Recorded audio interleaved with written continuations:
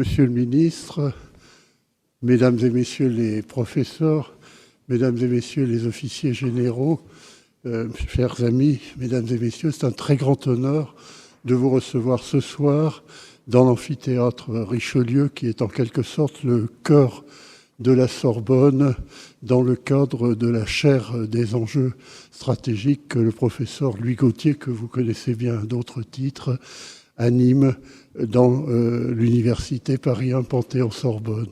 Notre université est très heureuse et très honorée de votre présence. Elle est aussi le signe manifeste des liens qui nous unissent avec le monde de la défense et la réflexion autour de la défense. Nous sommes aussi très heureux d'être liés avec votre ministère et avec l'ensemble des forces des armées avec lesquelles nous souhaitons monter en ce moment même, et nous avons passé avec le général de Courrèges un accord important, vers le doctorat universitaire qui est, je crois, un élément très essentiel de la société du doctorat, qui allie la réflexion et l'action et que nous souhaitons mise en place. C'est vous dire notre plaisir de vous recevoir ce soir. Je n'en dirai pas davantage avant de céder tout de suite la parole au professeur Louis Gautier. Bienvenue, Monsieur le ministre. Monsieur le ministre, Monsieur le président de l'Université de Paris 1, cher Philippe Boutry, chers collègues, chers étudiants, Mesdames, Messieurs, à la fin de l'année 2012, l'Université de Paris 1 installait de manière concomitante cette chaire consacrée aux grands enjeux stratégiques contemporains et l'Institut sur les études de la guerre et de la paix. Par cette double initiative, elle entendait consolider, dynamiser les études sur les questions stratégiques et de défense et mobiliser au sein de notre université tous les départements d'histoire, de philosophie, de géographie, de droit, de sciences politiques, de façon à rénover, revisiter ce domaine d'enseignement et de recherche. 2015, année terrible, est venue confirmer de manière hélas tragique le bien fondé de ce projet et plus particulièrement de la chaire dont, Monsieur le ministre, vous avez accepté, vous nous faites l'honneur d'inaugurer le 3e cycle aujourd'hui. Avec brutalité, en effet, les attentats commis sur notre sol sont venus corroborer une nouvelle fois un changement de paradigme à l'œuvre depuis la fin de la guerre froide, effaçant les distinctions entre sécurité intérieure et sécurité extérieure, distinctions autrefois pertinentes à la fois au plan théorique et opératoire, d'un point de vue politique, juridique ou militaire. Et il ne faut pas voir là simplement un changement de convention, mais un changement de la réalité même. L'année dernière, nous avons consacré notre chaire essentiellement à l'Asie. Cette année, vous le comprenez, pour des raisons évidentes, nous avions traité plus marginalement du Moyen-Orient et du Proche-Orient, et c'est cette question qui va être largement évoquée et débattue, notamment avec la présence d'universitaires venant d'horizons très différents, puisque vous le savez, le principe de la chaire, c'est de faire appel à des universitaires réputés, venus de multiples horizons et d'une certaine manière permettant d'échapper à un certain nombrilisme de la réflexion occidentale sur ces questions. Et nous aurons donc la chance et le plaisir d'accueillir Émile Okhayem, Shahram Choubine, notamment pour parler des questions de la guerre en Syrie et en Irak. Analyses qui seront complétées à l'échelle régionale par celles d'Ayesha Sidika, d'Ali Kassantzigil, de Salman Zaidi, de Pierre Vermeeren, et à l'échelle internationale par celle de Yann Richard et d'Hubert Védrine. Enfin, classiquement, vous le savez, il y a des thématiques récurrentes qui reviennent dans ces cycles de conférences, notamment sur la prolifération, sur le spatial, et elles seront incarnées ou représentées par les interventions de Jeffrey Lewis et de Jam Jacou. Monsieur le ministre, merci encore. Vous nous faites un grand honneur en acceptant d'inaugurer ce cycle et je vous laisse immédiatement la parole.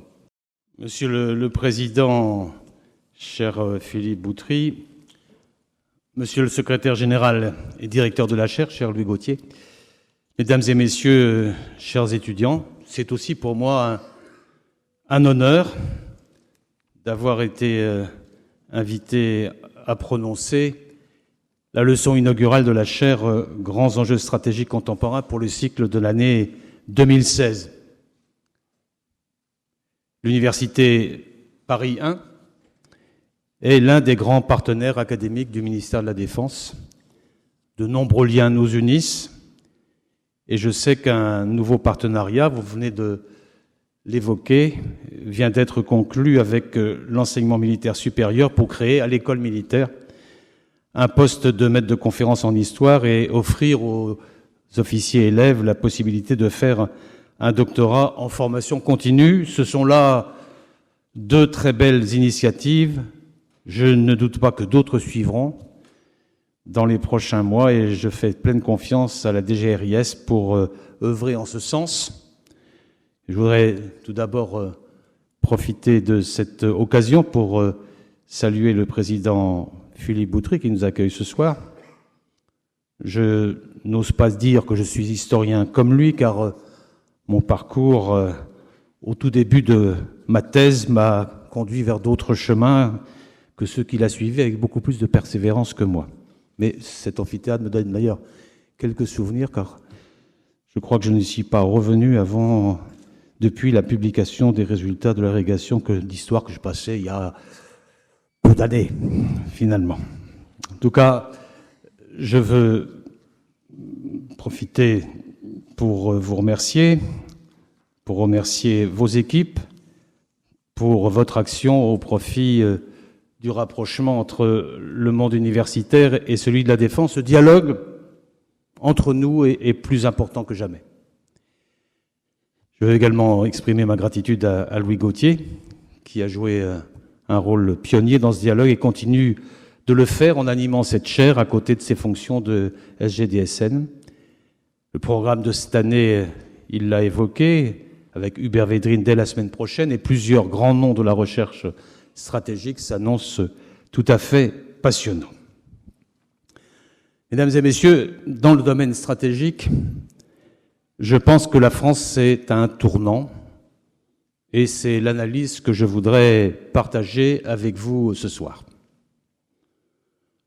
On est tenté de dire qu'une première période qui s'était ouverte avec la fin de la guerre froide vient de se refermer. Et c'est en tout cas en prenant pleinement la mesure à la fois de la nature des menaces qui pèsent sur notre pays et des évolutions majeures qui transforment le monde sous nos yeux que nous pourrons y faire face, préparer l'avenir et permettre ainsi à la France de conserver la place qui doit être la sienne. Je commencerai par les menaces. Le président de la République a rappelé que la France avait un seul ennemi au Moyen-Orient, Daesh. Pour autant, nous ne devons pas perdre de vue les autres facteurs de rupture qui menacent potentiellement la sécurité de l'Europe à court terme comme dans la durée. C'est pourquoi, après Daesh et l'irruption du terrorisme militarisé, je parlerai également de la Russie, mais aussi d'un danger plus abstrait et trop souvent sous-estimé, la diffusion des capacités militaires avancées. Parlons d'abord de l'irruption du terrorisme militarisé. Au cours de l'année 2015, les Français ont, dans leur très grande majorité, compris qu'ils avaient un ennemi malgré eux. Cet ennemi, ce sont bien entendu les groupes terroristes d'inspiration djihadiste qui nous attaquent, non pas pour ce que nous faisons, comme certains le laissent croire, mais bien pour ce que nous sommes. Et plus simplement, parce qu'ils ne peuvent, eux, exister sans se désigner sans cesse des ennemis, les croisés, les juifs, les chiites, les apostats, les hérétiques. Le terrorisme qu'incarne Daesh et ses émules au Moyen-Orient et d'autres mouvements peut-être demain a profondément changé.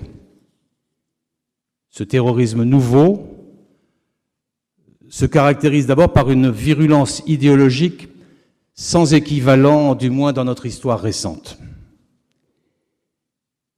L'idéologie djihadiste prend bien entendu racine dans un terreau religieux, politique et socio-économique favorable.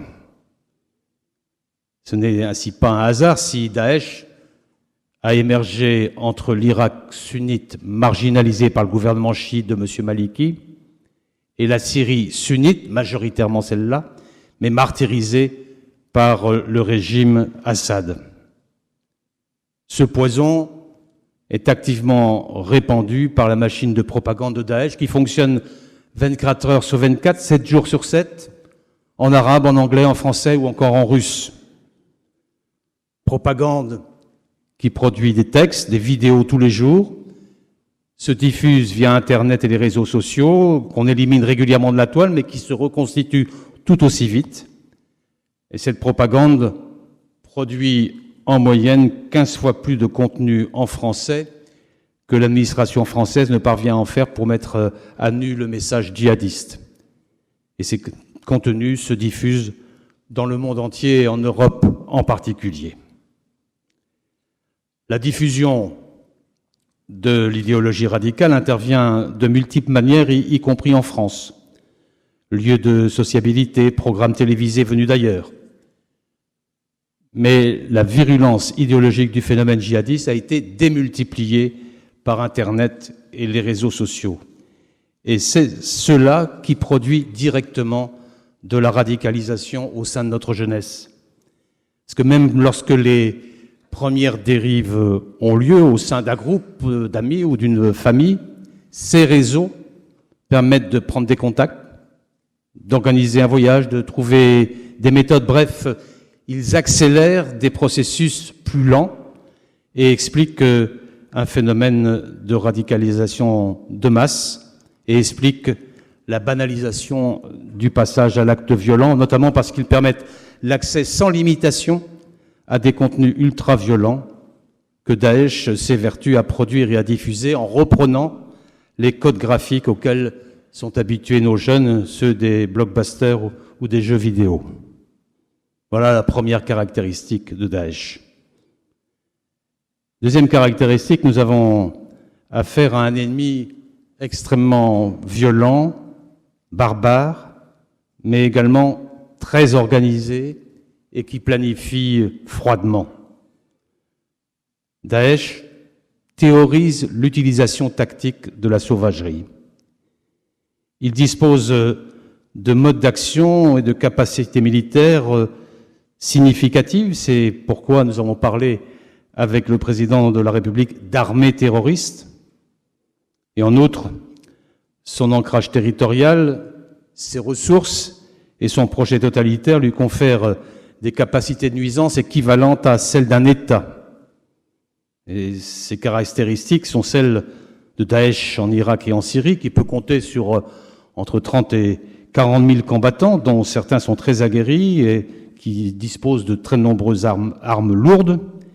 Mais c'est également vrai, dans une moindre mesure, de plusieurs capacités djihadistes hors du territoire moyen-oriental.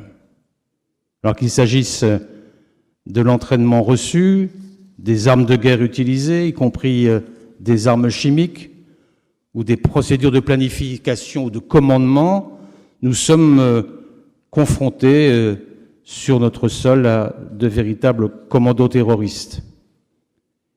Et comme l'attaque du 13 novembre l'a tragiquement montré, ils ne viennent pas prendre des otages ou négocier quelque chose, ils recherchent délibérément le plus grand carnage possible. Et l'irruption d'un terrorisme purement destructif dans ses buts et militarisé dans ses moyens, la menace nouvelle, c'est bien celle-là, et c'est bien là la rupture majeure à laquelle nous sommes confrontés. Au passage, c'est l'intensité proprement militaire de cette menace qui justifie le déploiement permanent de 7000 militaires sur le territoire national, pouvant monter, comme c'est le cas actuellement, jusqu'à 10 000 dans le cadre de l'opération Sentinelle. La troisième caractéristique de Daesh, après la virulence idéologique et l'armée, ce que j'ai appelé l'armée terroriste, la troisième caractéristique de Daesh, c'est bien entendu la diffusion mondiale du phénomène. On savait depuis Al-Qaïda que le terrorisme d'inspiration djihadiste était susceptible de recruter et de frapper pratiquement n'importe où avec des opérations inspirées et parfois montées depuis les repères de l'organisation.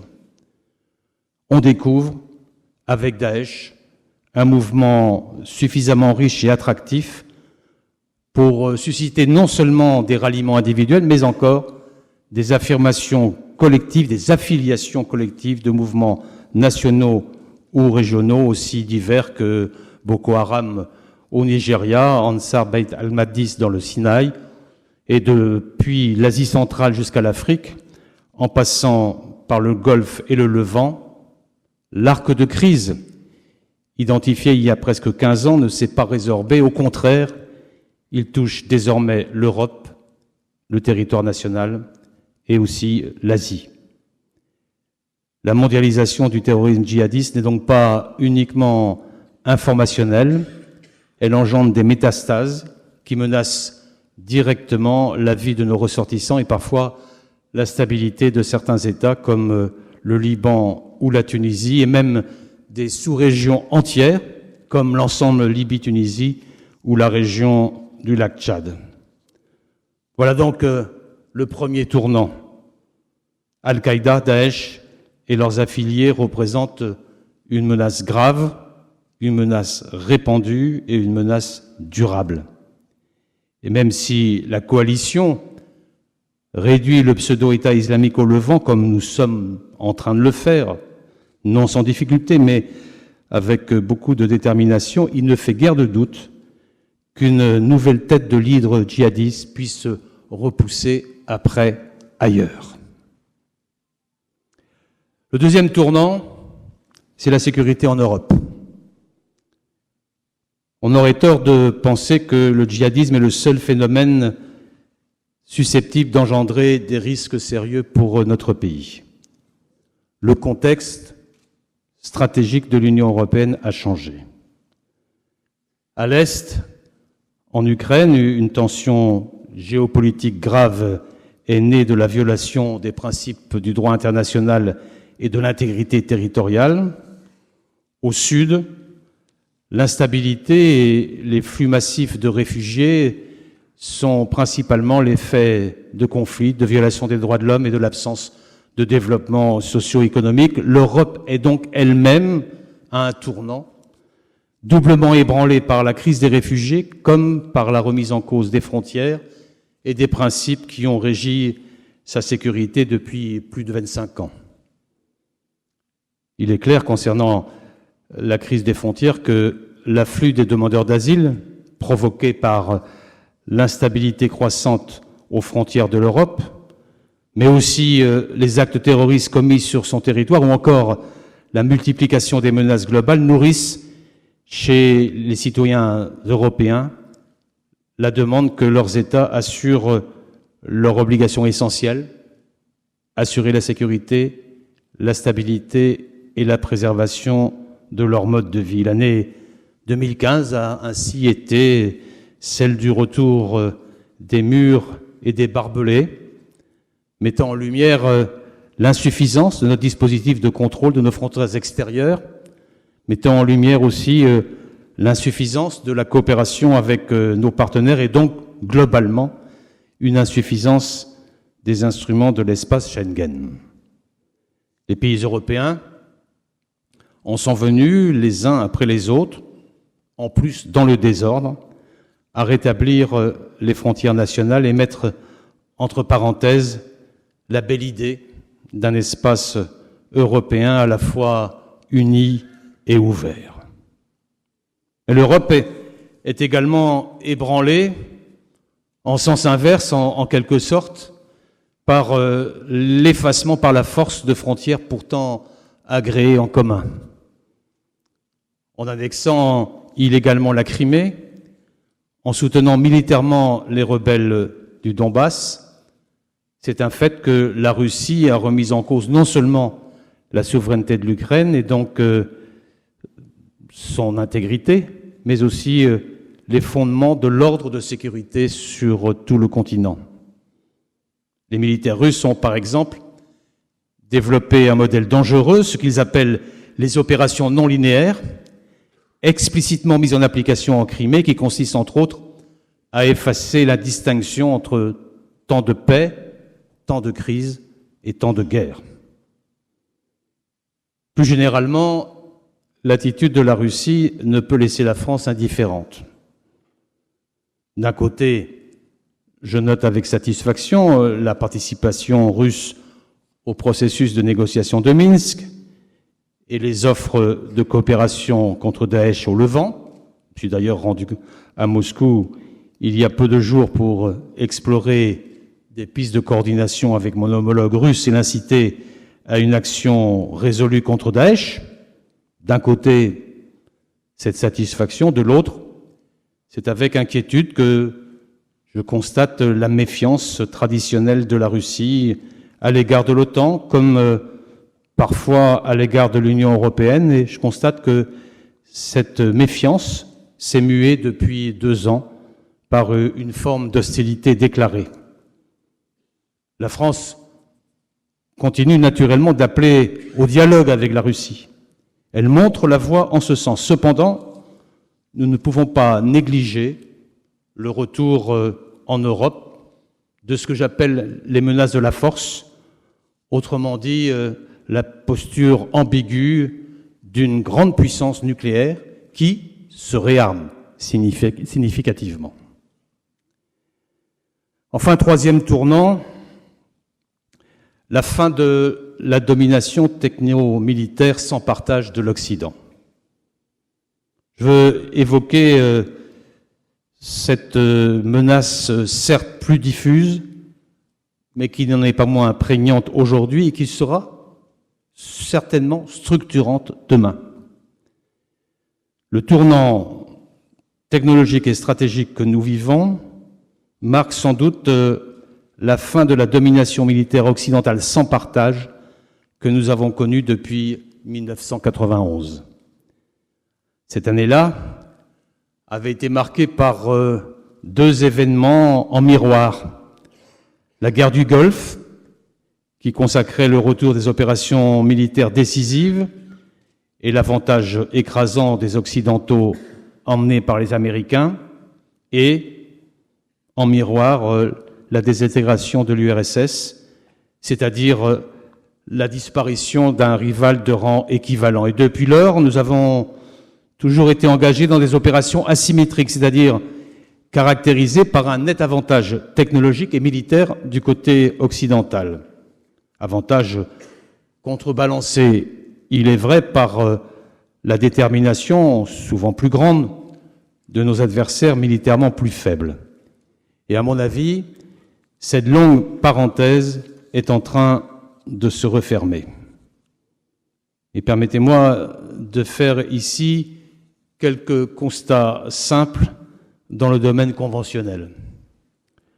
Au niveau tactique, nombreux sont les acteurs, y compris non étatiques, capables d'utiliser des technologies dites nivelantes, ce qui signifie pas nécessairement perfectionné, mais suffisamment efficace pour mettre en question, remettre en cause l'avantage technologique occidental. Et je peux dire que les IED, les engins explosifs improvisés, tristement célèbres depuis l'Afghanistan, mais qui sont aujourd'hui répandus sur d'autres théâtres, illustrent bien ce point.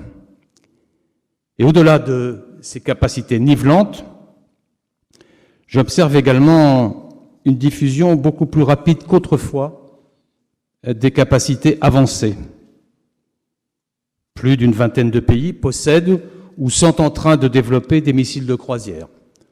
En 1991, les États-Unis étaient les seuls. Il en va de même pour les missiles balistiques. Ces derniers ont été, pendant longtemps, l'apanage des seules puissances nucléaires. Aujourd'hui, même les rebelles Houthis au Yémen peuvent les mettre en œuvre.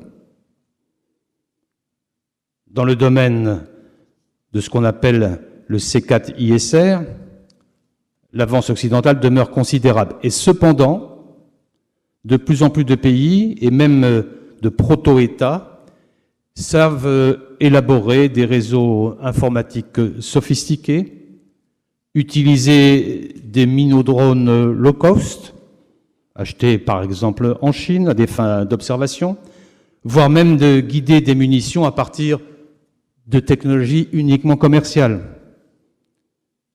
Comme chacun peut l'observer, avec les derniers modèles de téléphones portables, il n'est plus nécessaire de disposer de connaissances poussées ou d'une lourde infrastructure de soutien pour bénéficier d'une puissance de calcul et de possibilités multimédia qui hier encore étaient inimaginables sur le terrain. Il en va de même pour les groupes et les États qui veulent s'équiper. Ils peuvent désormais, sans industrie nationale, acquérir presque tout le spectre des capacités militaires en passant par quelques États fournisseurs bien connus pour leur capacité de haut de spectre et en ayant recours au marché privé pour le reste, y compris les armes lourdes rustiques comme l'artillerie. On peut également louer de l'expertise militaire auprès de sociétés militaires privées pour former des soldats, voire même pour mettre en œuvre les matériels.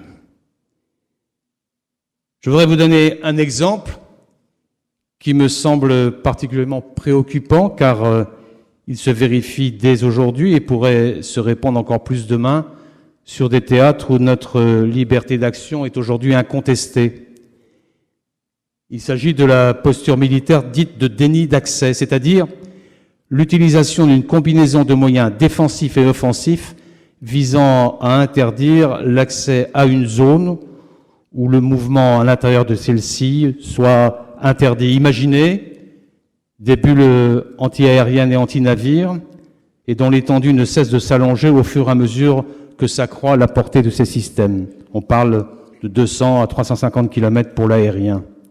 Ainsi, la Russie dans la Baltique et la Chine dans la mer qui porte son nom déploient et mettent en réseau des systèmes très sophistiqués afin de rendre prohibitif le coût d'un éventuel déploiement occidental en cas de crise, prohibitif au point de dissuader les puissances extérieures d'intervenir dans la région concernée. En tout cas, c'est le but espéré. Et les capacités qui rendent possible de telles stratégies et les postures elles-mêmes commencent à se diffuser. Et j'en veux pour preuve la prolifération des systèmes anti-navires et anti-aériens avancés russes et chinois, aujourd'hui en Baltique, en mer Noire ou en mer de Chine, demain peut-être dans tout le Golfe et peut-être même en Méditerranée. Il va donc devenir de plus en plus difficile de se déployer et donc d'opérer.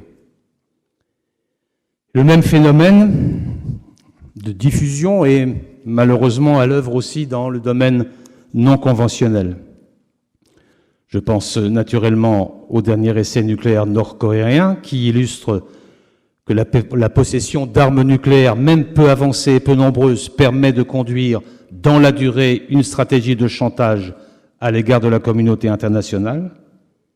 Je pense plus généralement au danger que représenterait une banalisation des armes de destruction massive et les ADM. Nous n'y sommes pas encore, mais nous nous en rapprochons puisque le régime de Damas a pu impunément utiliser des armes chimiques et aujourd'hui, cette démarche est imitée par Daesh.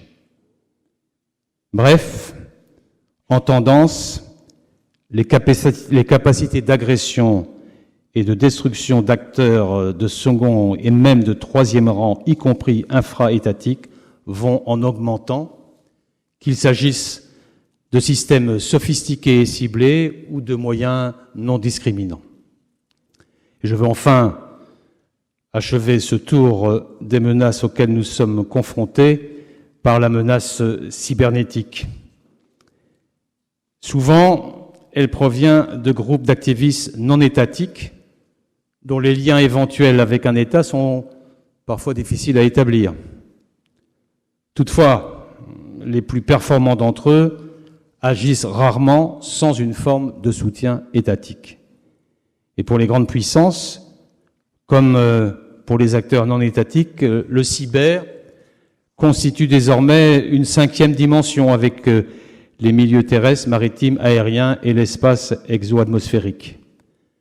Nous devons donc, et c'est une de mes préoccupations majeures, considérer le cyberespace comme un espace de confrontation à part entière, dans lequel sont conduites des opérations cyber, souvent combinées avec des interventions dans les autres milieux.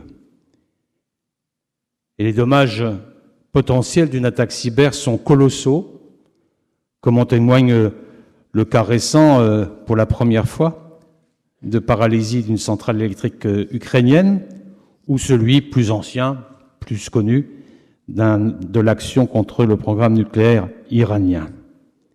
Et les moyens conventionnels à utiliser pour atteindre le même résultat auraient été considérables, et le cyber permet en outre un plus grand anonymat. C'est donc une menace majeure d'aujourd'hui et de demain dans un milieu à part entière, et c'est bien la perspective du ministère dont j'ai la charge, sachant que le défi pour les armées est de réussir non seulement à combattre dans ce nouvel espace, mais aussi et en même temps à intégrer le combat numérique dans les opérations conventionnelles. Et sur le territoire national, la cyberdéfense s'ajoute depuis peu aux postures de défense terrestre, maritime et aérienne.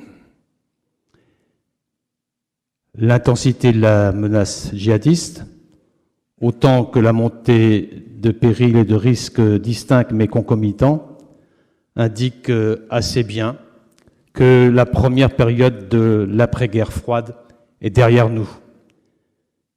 De même, les analyses un peu faciles de l'époque, qui diluaient défense et guerre dans une conception molle de sécurité, est aussi derrière nous. Je le répète donc, ce que je disais en commençant, la France, pour toutes ces raisons, est à un tournant stratégique, ce que les services de la défense savent depuis quelque temps et ce que beaucoup de Français ne doivent désormais plus ignorer après l'agression du 13 novembre 2015. Si maintenant nous dépassons les seules questions de défense pour considérer plus généralement le monde comme il va, il faut, là encore, constater que le système international lui-même est à un tournant, qu'il connaît des évolutions aussi rapides que profondes, mais que malheureusement l'Europe n'a pas su s'organiser et s'unir suffisamment en retour. Je prendrai 3 exemples de cet environnement bouleversé. Le Moyen-Orient, les émergents et l'Occident. Le Moyen-Orient d'abord, depuis des décennies, il nous a malheureusement habitués aux crises. Certains d'ailleurs en ont cyniquement pris leur parti. Je crois qu'il faut dire d'emblée que c'est désormais tout le Moyen-Orient qui est en crise et tout le Moyen-Orient qui est peut-être en péril. Chaos durable ou embrasement plus général, les hypothèses les plus noires, si elles demeurent improbables, ne peuvent plus désormais être complètement écartées. On compte en effet 4 États en situation de guerre civile, l'Irak, la Syrie, le Yémen, à quoi j'ajoute la Libye. Il faut également prendre en compte les tensions qui travaillent le Liban, la Jordanie, Bahreïn, l'Égypte ou la Tunisie pour des raisons à la fois internes ou pour des raisons de voisinage immédiat de zones de guerre. S'y déploie notamment la poussée de l'extrémisme, la poussée du terrorisme djihadiste, les tensions interconfessionnelles, en particulier sunnites chiites, et à un autre niveau en plus, la rivalité entre l'Arabie saoudite, leader du monde arabe et sunnite, et l'Iran perse et chiite, et l'ombre portée d'un conflit entre Israéliens et Palestiniens où, dans les faits, la perspective de solution à 2 États semble s'éloigner chaque jour. Se surajoutent par ailleurs des facteurs plus structurels comme le boom démographique de la région et en sens inverse, sa relative stagnation économique. Enfin, les frustrations politiques qui s'accumulent en l'absence de démocratie et parce que les droits fondamentaux des individus sont trop souvent bafoués, tout cela crée une situation de crise majeure. Et chacun connaît, surtout ici, la formule du général de Gaulle dont on retient aujourd'hui qu'il vaut mieux éviter d'aborder l'Orient compliqué avec des idées simples. Permettez-moi tout de même d'en partager 3 avec vous, fruit de mon expérience et de mes nombreuses rencontres dans la région. Première idée, les déchirements du Moyen-Orient sans doute ne sont pas les nôtres, mais ils nous touchent de très près. Et l'illusion selon laquelle une politique d'isolement nous permettrait d'échapper à notre géographie, à notre histoire et aux liens humains, matériels et immatériels qui nous unissent à cette région ne serait qu'illusion.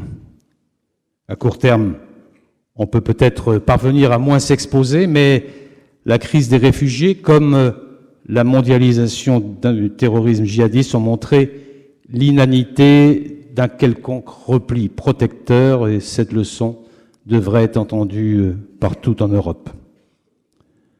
Deuxième idée, nous devons nous impliquer avec prudence et modestie, en soutenant nos partenaires de sécurité régionaux et en favorisant systématiquement les réponses et les acteurs régionaux, si imparfaits qu'ils soient parfois, et si tentante que paraisse l'idée d'un plan imposé de l'extérieur par l'entente des grandes puissances.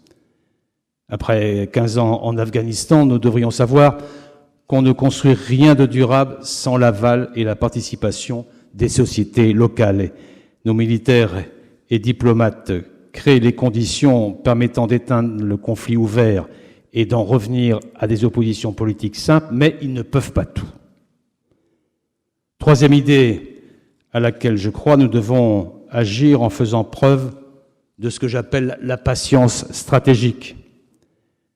Cela veut dire trouver un juste milieu entre l'inertie naturelle des machines administratives, nationales et internationales, et l'impatience bien légitime des opinions publiques.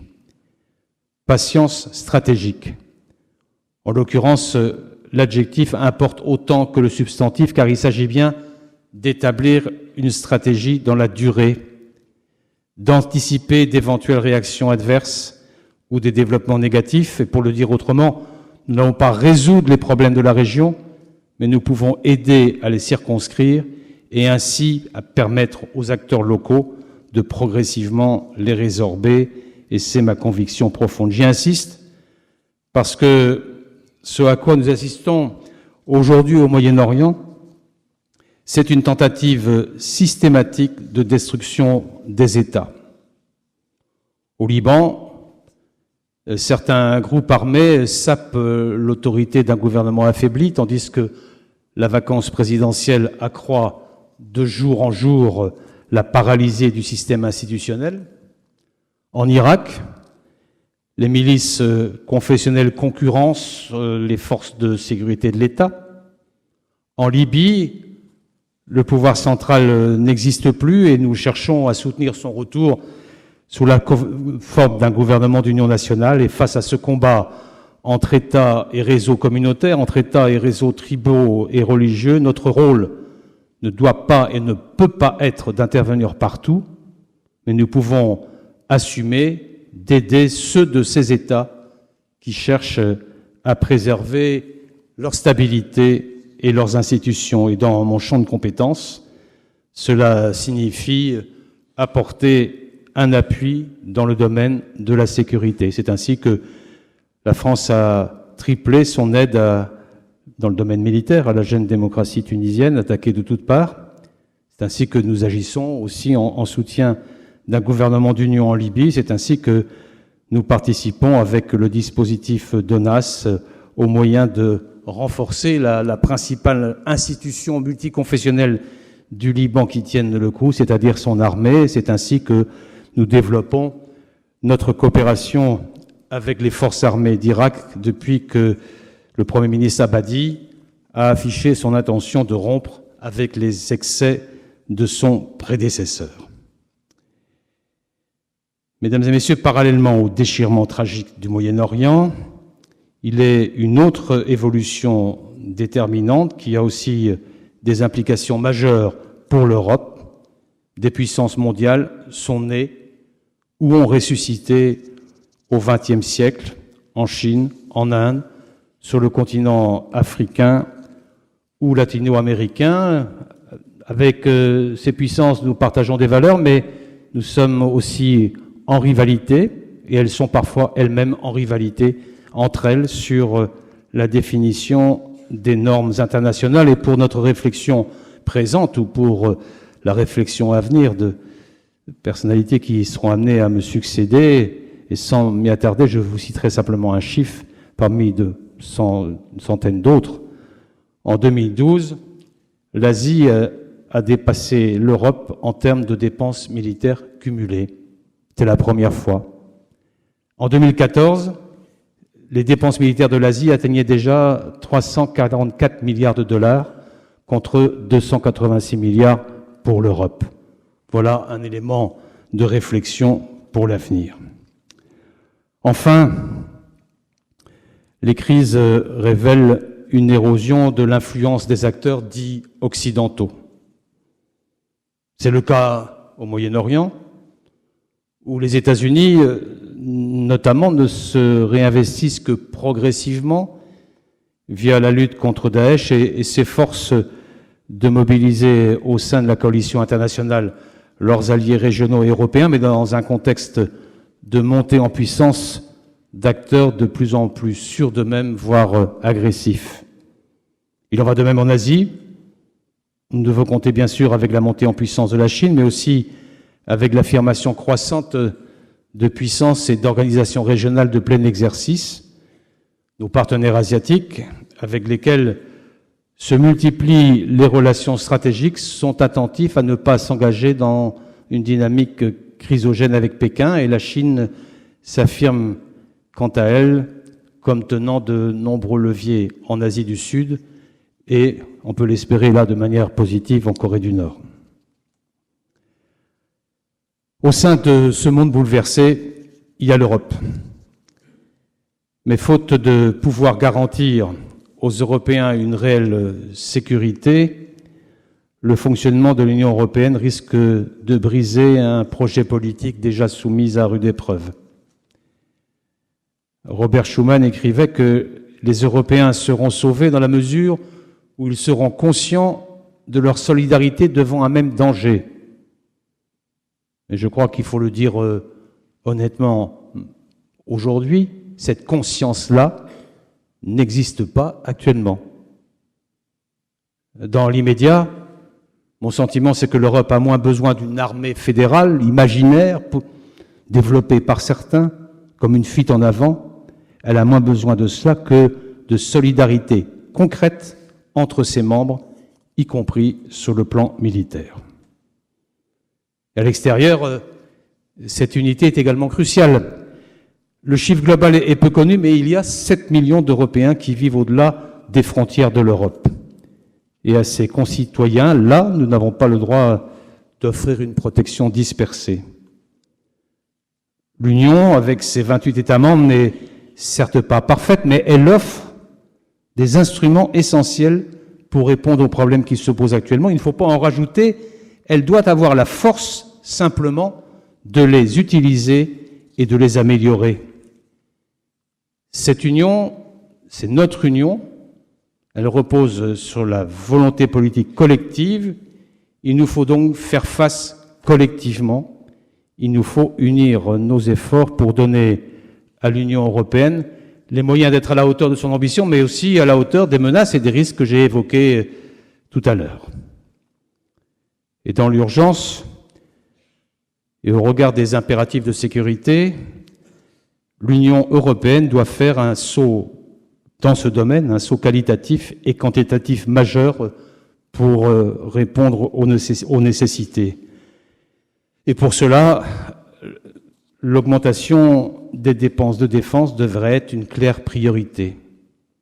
Les Européens ont pensé, bien avant la crise économique et budgétaire, que la paix sur notre continent s'étendrait au reste du monde par une espèce de porosité vertueuse. Or, ce sont désormais de nos propres frontières que s'approchent les conflits. Il nous faut en tirer le plus rapidement possible la leçon. Plusieurs États membres se sont déjà engagés en ce sens. Les États baltes, la Pologne, la Roumanie ont accru significativement leur budget de défense. La France a mis un terme aux réductions de budget comme d'effectifs et a consolidé tout ce qui devait l'être. Le Royaume-Uni, après des coupes sévères, a engagé lui-même l'augmentation de ses crédits de défense, et l'Allemagne suit la même voie. Je note d'ailleurs que cette évolution, pour certains, s'est faite dans le contexte d'une proximité directe avec l'agressivité de la Russie, dans le contexte de la crise russo-ukrainienne. D'autres, cependant, se sont engagés dans une difficile restructuration de leurs forces qui ne leur permet pas de participer à la remontée en puissance européenne. Ainsi, malgré les augmentations budgétaires enregistrées dans 17 États européens, malgré les décisions allemandes, britanniques et françaises de 2015, la remontée en puissance budgétaire européenne a certes inversé la tendance des années précédentes, mais elle reste très limitée et elle ne permettra pas à une très large majorité d'États de rejoindre l'objectif fixé au sommet de l'OTAN en 2014 des 2% des PIB consacrés aux dépenses de défense à l'horizon 2025. Je souligne un dernier risque, celui de participer et de nourrir une vision divergente de nos intérêts de sécurité. De nourrir une vision divergente de nos intérêts de sécurité en Europe. Et nous devons, à cet égard, éviter une régionalisation des politiques de sécurité. Tandis que certains alliés ont le regard tourné vers l'Est, d'autres se concentrent au Sud, où l'instabilité et le terrorisme ne cessent de croître. Et c'est compréhensible. Mais dans cet environnement stratégique incertain et changeant, il est essentiel d'encourager une posture flexible, adaptée à toutes les menaces, quelle que soit leur origine et quelle que soit leur nature. La France, devant les menaces que j'ai décrites dans le contexte que je viens de rappeler, est déterminée à poursuivre la mise en œuvre de l'approche à 360 degrés que nous avons retenue dans nos politiques de défense, comme dans les enceintes internationales où nous sommes présents. En 2016, cette exigence est pleinement confirmée et son application constitue un enjeu majeur de cohésion et d'efficacité. Je continuerai pour ma part à convaincre mes partenaires de l'Union européenne et de l'OTAN de la nécessité d'une prise en compte partagée de toutes les menaces. Et ce sera notamment un des objectifs à atteindre ensemble dans la rédaction de la stratégie globale de politique étrangère et de sécurité de l'Union européenne qui, aujourd'hui, est sur l'établi, comme lors du sommet de l'OTAN à Varsovie au printemps prochain. Mesdames et messieurs, faire le constat des menaces, c'était ma première partie. Faire le constat des bouleversements, c'était ma seconde partie, ne suffit pas. Il faut aussi proposer des réponses. Et à cet égard, je voudrais partager avec vous cette conviction. Ces réponses doivent être à la fois nationales et européennes. Et autre conviction pour moi inébranlable, c'est aux États qu'il appartient en premier d'entretenir une défense forte, et c'est aux plus importants d'entre eux de montrer la voie en Europe. Et permettez-moi de vous dire aussi que, concernant les réponses de la France, nous ne nous étions pas trompés. Les crises qui ont bouleversé l'actualité de ces derniers mois ont en effet confirmé totalement l'analyse stratégique du livre blanc sur la défense et la sécurité nationale de 2013. La typologie que nous avions exprimée à ce moment-là, des menaces de la force et des risques de la faiblesse, maximisés par la mondialisation, s'est avérée malheureusement très exacte, même si leur soudaineté, leur intensité et surtout leur simultanéité ont pu nous prendre de court. Les crises récentes ne constituent pas, à proprement parler, des surprises et le modèle retenu pour notre système de défense les avait anticipées. En effet, la menace djihadiste, dans ses récents développements, a rappelé comment la faiblesse des États peut engendrer des menaces qui se nourrissent des effets de la mondialisation. Elle a aussi souligné l'imbrication croissante entre la défense à l'extérieur de nos frontières et la sécurité de nos concitoyens sur notre propre sol. Et au même moment, la nouvelle stratégie russe, concrétisée par la crise ukrainienne, ravivait le spectre des menaces de la force, voire de la guerre entre États aux portes même de l'Europe. Ces crises ont donc validé la consolidation des fonctions stratégiques ainsi que le choix d'un modèle d'armée complet. C'est le choix du livre blanc, c'est le choix de la loi de programmation militaire qui a été actualisée au printemps 2014. J'y insiste parce que ce modèle complet fait aujourd'hui ses preuves face à la variété et à la multiplicité des menaces auxquelles nos armées se trouvent confrontées, au Sahel, au Levant, sur le territoire national, mais aussi dans le cadre de notre contribution aux mesures d'assurance et de réactivité au profit de nos alliés orientaux. En 2015, les contrats opérationnels fixés par le livre blanc ont été atteints, voire dépassés dans plusieurs domaines, et des ajustements ont dû être faits lors de l'actualisation de la loi de programmation militaire en raison du très haut niveau d'engagement des forces françaises. Et l'actualisation consolide ainsi l'effort de défense de la France dans un contexte international dégradé et face à une menace terroriste militarisée croissante. L'actualisation, votée par le Parlement, tire les conséquences des crises récentes et renforce en particulier les moyens de la cyberdéfense, les moyens de la fonction renseignement, mais elle conforte aussi nos capacités aéromobiles et de projection pour agir sur des théâtres d'opération toujours plus étendus. Et cette actualisation a également soulagé la charge de la déflation des effectifs, en particulier a permis de renforcer de 11 000 hommes une force opérationnelle terrestre particulièrement sollicitée, tant à l'extérieur que sur le territoire national. Ensuite, après les attentats du 13 novembre, le président de la République a conforté cette dynamique en décidant d'annuler toutes les déflations qui étaient encore prévues, soit 10 000 postes, et en consentant les efforts financiers nécessaires qui y concourent.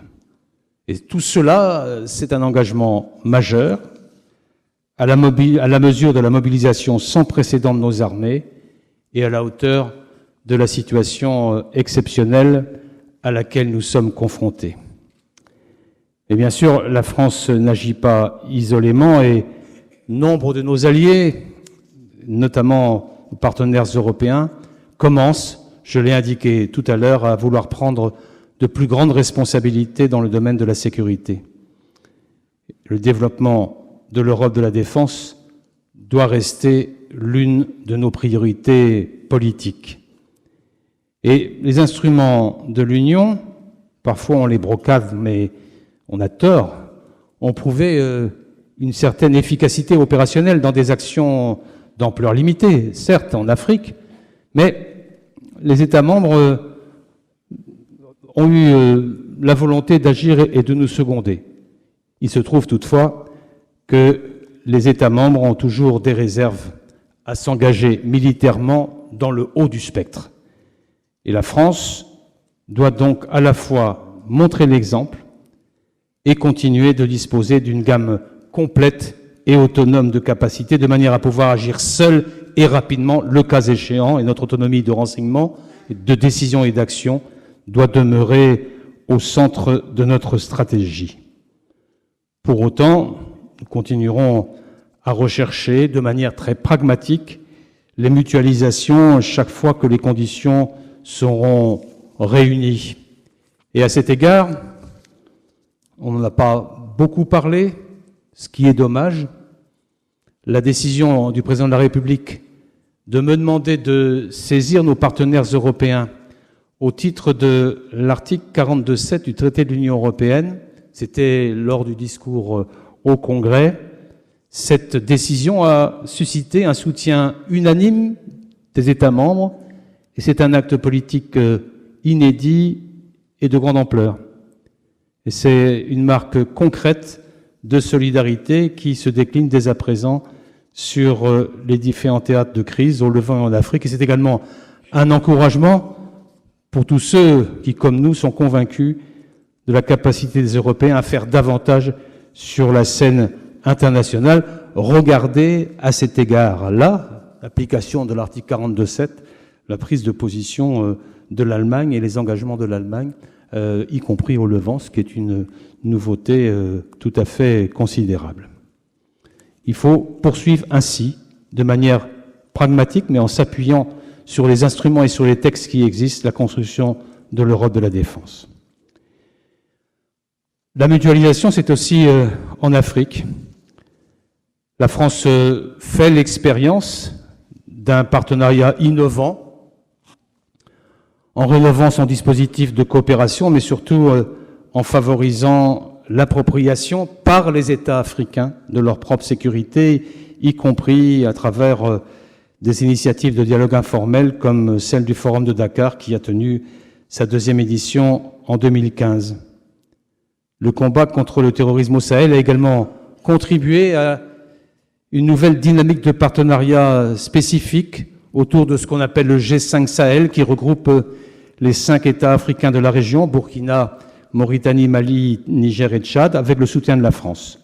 Mais il faudra aller plus loin pour renforcer la capacité de ces États parmi les plus pauvres du monde à assurer eux-mêmes leur sécurité intérieure face à la menace du terrorisme militarisé transnational que j'évoquais en commençant, et les attaques récentes à Bamako et à Ouagadougou ce week-end le démontrent si cela était nécessaire. Ce nouveau type de partenariat transfrontalier à caractère opérationnel et pragmatique inaugure, je veux le croire, une véritable prise de conscience africaine de la nécessité de la coopération militaire et de la coopération sécuritaire régionale pour contrer efficacement des menaces aussi graves.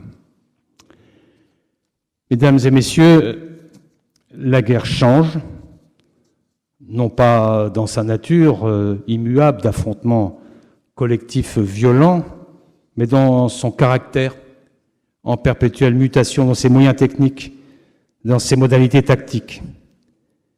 Et à certains moments de notre histoire, l'apparence de la guerre se transforme ainsi plus qu'à d'autres époques. Et de la même manière, le système international peut évoluer très brutalement. Nous en sommes là aujourd'hui.